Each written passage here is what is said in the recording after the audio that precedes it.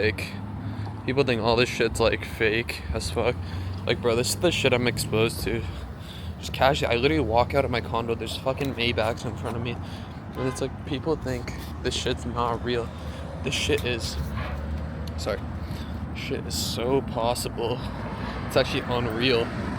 And I started to think, I've been like seeing all these like videos of enjoying the process and doing like, when you really think about it, like when you first started lifting weights, let's say, you used to just go in there and you didn't know what the fuck you were doing, but you were doing something. And that's what I'm, like the process I'm in right now. I have no fucking clue what I'm doing. Respectfully, I really don't. Like, on a daily basis, I'm trying something new. I'm doing different things, but I'm still trying every single day. Trying to do something more, trying to not even do something more, but at least do the same shit, trying not to go backwards. So many people, they have a really good week, but on the weekend they always, like, for me, my biggest issue is like food. So my hair's a little chopped. I didn't shower, I'm just gonna go straight to the gym, come home and shower. But like, they have a really good week and they want to go fuck around on the weekend and shit, and it's not about that. When you're trying to change your life and you're trying to do all these amazing things, you have to dedicate yourself. I don't even know how I look right now. It doesn't matter though if I look chopped as fuck. I look chopped as fuck, but I'm still on my way to the gym. And I was talking to my little cousin today. I'm helping him out, trying to get him ready for football. He wants to put on size and muscle and like just overall mass. And the first thing he told me, I asked him like, why aren't you going? He was like, he's being honest with me, and that's the most important part. That's the best thing. But the first thing he told me was, yeah, I don't know, it's so fucking hot as of lately, and I can't go to the gym because it's so hot. I don't want to walk. And I know where the gym is from his place, and he has a bike. So he's lying. Like, he can't. He just won't. And mind you this, you can see, if he does watch this video, go through my other videos, you can see I'm walking to the gym. Some way, somehow I'm getting there. So it's always just a fucking excuse from somebody. And my question to you, not anybody specifically now, but overall, are the excuses you're making today, are you going to look back in 20 years and say, man, those excuses were valid? Or are you going to say, man, I was being such a little bitch? I don't know. I think this shit is so possible. And I've just been really thinking about the process as of lately, because I know if I knew where I would be at now 3 years ago, I would enjoy the process more. So I think the whole concept behind enjoying the process is because you just don't know where you'll be at, and you don't know what you can do given enough time and effort. So with that in mind, I know I'm gonna be somewhere in my life very soon, very, very soon. And I know I say the same thing every single video, but it's like, I'm not consistently profitable yet. I'm not rich. I don't have that much money. Money just comes and goes. Money comes into my account all of a sudden without me even realizing it. Like, that's the best thing about money too. It's the whole concept behind money is like currency, current, liquidity, liquid. Like, it's literally like water. It just comes and goes. It's in and out. That shit evaporates. It rains back down on you. And if you set yourself up in a position where money goes out of your account consistently, not to fuck around and buy shit, but to invest in stuff and try different things out, money will come back into your account just as quickly eventually, and if not more. It's a multiplier effect, right? If you spend a bunch of money trying to learn skills and like try to develop new things and just persevere consistently in investments and failures, like trying to make more, like trying to put something small into something larger, eventually you'll get paid out. It's a probability game. It's not even about, oh, when will I get paid out? It's just about how many attempts will I do before, like, the probability just pays off. Genuinely, because at the same time, people always think, oh, I'm such a failure, I can't do this, I can't do that. But it's like, if you try 100 times, even if you have a 2% chance of winning, 2 out of those 100 times will win. And naturally, when you have a successful business, an actual successful business, like let's say 1 out of 20 businesses actually become successful, right? And they give you like a good payout. Just start 20 businesses, and that 1 of 20 will pay out the rest. It doesn't fucking matter. You can be a failure till that biggest success, and that one success will wipe out every single failure you've ever had. Mind you this, once you win once and people see that, people want to work with you consistently. You'll just keep winning and keep winning. It's such a stupid like concept because people think it's just so hard to win. It's not so hard to win. It's so hard to lose constantly and keep your head up. That's the hard part. Winning is easy as fuck. You take a win, you want to take another. But the thing is, when you take a loss, you don't want to take another, so you don't want to try again. And I think that's like the hardest thing in the world, taking losses while keeping your head up. And my whole thing behind this shit is you're watching me take these losses actively. And mind you, while doing that, I'm literally making videos about saying, I'm going to keep winning. Fuck that, I don't care about this loss. I lost $8,000 doing this. Doesn't fucking matter because that just raises my probability for the next successful business. And that failure will keep raising it till naturally I'm probable to get a win. So I don't know, that's my whole concept behind it. When you fall in love with probability, everything in the world is possible now. It's just about how many attempts you have to do to get it right. Trying is always the easiest thing, especially when you do something that's fucking free to do. Like literally YouTube, it's the easiest thing to do because one, I do it in my spare time. Two, for me, I genuinely enjoy making content. If people genuinely know me, they know I like taking videos, I like documenting shit. I've always liked it. So like for people to think, oh, it's not easy to do, I don't have enough time to do it. It's literally like for me, I go in depth, I try to edit it more, I'm trying to learn more about this shit. So I go into it a little more than others, but it takes you, like you can do raw uncut footage and it'll take you however long it takes you to record the footage. But mind you this, you'll be doing an activity while recording the footage. And then mind you this, with that in mind, now all you have to do is just upload it. And it's the easiest shit in the world, genuinely. People think I have to be interesting as fuck. You don't have to be interesting as fuck. I'm not interesting as fuck. Trust me, I'm not interesting. I do the same shit every single day. But everything I do on a daily basis, I'm doing it with a love because I love doing what I do. I love working out. I love trying new things. I love attempting. We're most of the way there. I didn't walk today. I used those like electric bikes. Even though the weather's not bad, I just want to get to the gym, man. But so I'm reading my book here, and whatever, the camera case is in there. That's why it was holding where I'm at. But there's a point in the book saying like emotional scars, like about from like one person hurting another. Some people like just reject people as a whole and stuff. And I think that's really important to think about. Like everyone carries these things that happen to them. I'm at fault too. Trust me, I still am. But with that in mind, like the book was saying, it's not good at all. I think it's important to kind of sometimes reject everybody and look within yourself to see who you really are.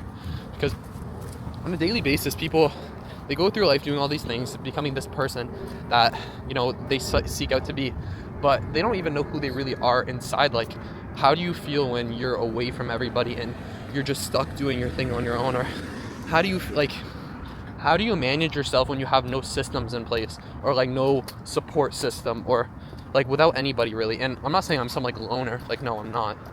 I very much have support systems now, or I have my own system, but I think it's sometimes really important to like scale back. Matter of fact, I'm gonna title this shit "Scaling Back." Yeah. So okay, we're gonna talk about scaling back. Scaling back as a whole from society, almost like your friends and like family, not like rejecting them, but scaling it back and seeing who are you within. Like, what do you think about when you have really nobody to hang out with? Like, what do you want to do with your life, and how do you react to stressors? Do you call your friends? Do you do this? And how do you think that'll affect you in the future? Like the reliance on other people. And I'm not saying it's bad to rely on people. I'm not saying that at all. I'm saying, who are you at your core? And what will you do if the worst happens, right? So I think that's always an important question to ask. Fortunately, I figured that out, who I am. Unfortunately, I had a lot of work to do when I did figure it out, but the work is mostly done. Now we're moving on, pushing further, but I do recommend reading this book. It's really important. But almost at the gym. I'm just around the corner right now. It's gonna be a back and chest day, like a proper back and chest day. As of lately, I've been like doing partial back and chest days, but I want to get back into the system, like my system, how I grew. But at the same time, we are dieting, so we will see what happens. This is what we're looking like right now.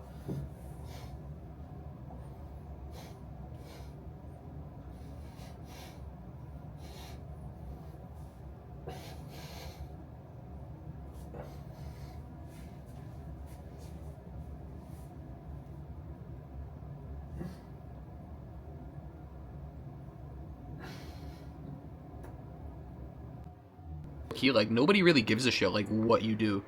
Like, the way I see it is, I was literally walking to Walmart, I was dropping off the electric bikes, just because my gym is a 15-minute walk. I'm not doing that. It takes me 20 minutes to get there, versus 50 minutes, or 55 minutes to an hour. So, I just pay, like, $4 to, like, travel, like, the longest distance. Like, that big-ass straightaway, it's probably, like, 2 kilometers long. So, I just travel that on the bike, drop off the bike, and it's like $4 versus an hour of, or like 40 minutes of my time, which me saving that time is putting money in my pocket, really, to do other things at home when I get back. Mind you, I do that twice, so I save essentially like $32 because I could be working instead when I get home versus walking. And I can do cardio later at night. It is hot still, but it's gonna cool down tonight, so ideally I might go on a walk, but market opens tomorrow, so I'm not gonna go crazy. And it's so funny because often I never see these cars, but as, like, obviously it's summer and it's warm, so of course they're going to be out more naturally. But I truly believe it's because the way my head is fixed right now and my mindset. And I think when you live in the mindset of, like, abundance, like, you have the abundance of everything you work and you receive, everything comes to you naturally. And, like, I'm, like, looking at my wall. Like, you can literally see the sticky note right there. I didn't even put that there. Mind you, it's just chilling there. I pulled off all the sticky notes, but that one's sitting there.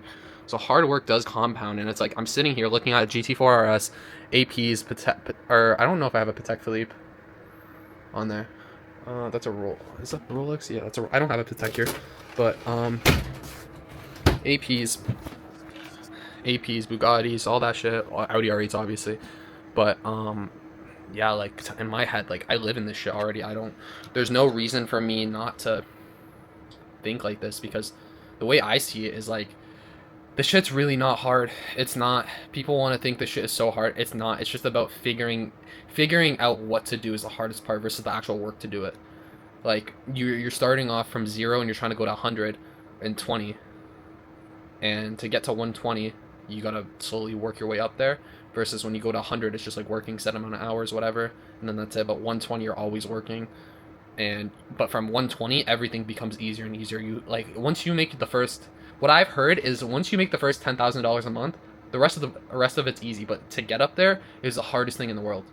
So I'm just looking at all these things, and the best part is it's like, mind you, what's the average income per person in the States? In the United States, the average annual income is reported to be about $63,800. $63,800. Hey Google, how much does a Richard Mille cost? The lowest one. The entry-level Richard Mille models. $120,000. So an entry model is almost double what the average income is in the States. Mind you, this motherfuckers are walking around with your yearly income on their wrist. I want walking around with your yearly 2 years of your income on their wrist, on their fucking wrist. I can walk up to 2 years of your time is right here in the States, Mind you, this with tax, that shit is more than your income. So if someone has a Richard Mille on their wrist, with tax is more than 2 years of your time, and that should genuinely make you so upset because that's the lowest spec too. Lowest model, 2 years of your time. 2 years. You don't understand. 2 years of your life. Okay, let's say your life doesn't really start. Like, I'm not gonna pretend like your life starts at 16. So let's say finish high school at 18, roughly. 17, 18 years old, depending on whenever your birthday is. Okay, let's say your life starts when you're 20 years old. Okay, 20 to 60. We're not gonna do 60. 20 to 50, that's 30 years, okay? Mind you this, your 20 to 50 is like when you're probably in the best health, and then after 50, your health starts to degrade. I'm not telling you you're, like, gonna be crippled, but I'm saying, one second, you're not crippled or anything, but you're just not going to be like a young buck, let's put it that way. So 6%, 6.6. So actually 7% if we're rounding. 7% of your life, you're like the best years of your life, is on somebody's wrist of your time. I don't think you understand how crazy that sounds. So you got to get it in your mind that what you're doing, that's the bare minimum, right? People think, yeah, I work this job, I can't do much after work. That's you're lying, because people have 2 years of you working on their wrist. All right, and you could say they're lucky, you could say this, but at the end of the day, it doesn't matter. They have 2 years of your work life on their wrist while you're walking around day to day, and I'm sure they work more than you, but when they do have fun, they have a lot of fun. So if this isn't your fucking sign to just change your life for the better, I don't know what is. because truly I don't want to see anybody who follows me or listens to me or has even known me. I don't care about the people, like I don't people like I don't like some people, but I also don't want to see everybody who I know working for the rest of their lives. I want to see people living the best life in the world, because I'm trying to, for me in my mind, I have some resentment. I realize I carry some resentment to other people, but I think the best way to approach that is publicly saying, you know what, it doesn't matter what people have done or what I've done. At the end of the day, we're all living, and the sad reality is we're all gonna die. Or it's not really a sad reality. I think it's beneficial, because I think living forever is horrible as well. But we're all gonna die, so why waste your life living day to day, working XYZ, and then not getting paid well for it? You know what I mean? Take big risks, big ass risks. You know, if you lose it all, fuck it, restart. Because the way I see it is the base point is you go back to the life of working every single day. But the best portion of things is you're at the very top. You're wearing Richard Milles. You're doing everything you fucking want in the world. And the bottom is you're just working. And then the best part is, if you're not working even, you're more free than when you are working. The poorest of people are more free than the mediocre, because they're not tied down to anything. They could go to Puerto Rico. They could go anywhere in the world, and there's no ties to them. They don't own a house. They don't have nothing. So they can travel more than you. You, by sitting in your average life, you have less freedom than the poorest of people and the richest of people. You're literally, the middle is the worst. So it doesn't matter. Take the risk, because regardless, you have more freedoms if you do take the risk compared to if you don't take the risk and you always sit in the middle. If I'm rich as fuck, I can travel wherever the fuck I want. If I'm poor as fuck, I can find a way to get wherever I want, because I have no tie downs. In the middle, you're tied down. You have enough money to go somewhere, but you have to come back because you're tied down. So with that in mind, make decisions accordingly, take risks, get big rewards. No matter what, you're gonna die. So are you gonna go through your life living? Yeah. Or saying, yeah, you know, I work this job for XYZ, and I made like a million or two. I have $1 million in my checking account from working for 40 years. Or are you gonna say, man, I took the biggest risks in the world, and I had the craziest times. Sometimes I was poor as fuck, where I'd be trying to get across the country some way, somehow. And I don't know why I'm saying that with the accent, but I'm trying to get across the country some way, somehow, and I figured that shit out. Versus, or the rich being like, yo, I flew to fucking Puerto Rico, then Saint Tropez, then XYZ, and then I had the craziest time wearing Richard Milles and shit. I was partying with my boys when I wanted to. I was working my ass off. I had the craziest wedding with my girl, so on and so forth.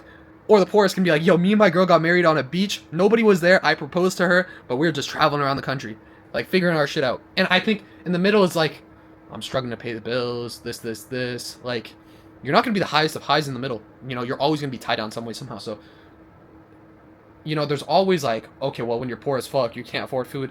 I can guarantee you, I literally just, someone was begging me to buy them clothes at Walmart. I didn't buy them clothes. I'm not their husband or nothing, but I got them water. You can get food some way, somehow. I can guarantee you someone will buy you water some way. Someone will buy you food some way. I'm not buying somebody's kids clothes because, one, I don't even see their kids, and two, they're not my kids. But I'll buy them water or food if they wanted to, because it's fucking hot outside. You know, some things are just a basic human right. People will give you some things just for free if you ask fully. But don't go around thinking, man, I'm scared. You know, the scarcity mindset's the scariest thing. When you live in, oh fuck, I don't have enough to do this, but I have enough to keep living. That's the scariest thing in the world. Go through your life, man, I can do whatever I want, whenever I want. And when you can have that mindset and you focus on the things that'll get you further, you can change your life for the better. Trust me, it sucks when you're broke. It really does, but you have the best memories when you're broke, because when you're broke and you go, like, mind you this, if you're working towards being rich, when you're broke, you get to look back when you're rich and say, man, those were the best times in the world. I look back to when me and my old friends were fucking biking to his house and shit. We're fucking walking in the scorching heat. We're sweating our asses off. We barely had any money. We still made that shit work. We still went to our friend's house. You know, we had a great time. And I look back to then and it's like, those were the best times because we didn't have money, but we persevered. If you can persevere, you're going to have the best memories because you know you're fucked, but you're getting through it. So, that in mind, change your life for the better, some way, somehow. Even if you set yourself down, when you're at the bottom, you have nothing to lose, so you'll risk it all. And you're inevitably, probability says, you're never going to lose 100% of the time. You're never going to win 100% of the time, but if you never lose 100% of the time, that means you have all to win. So, I'm going to leave it at that, though, for this video. Peace.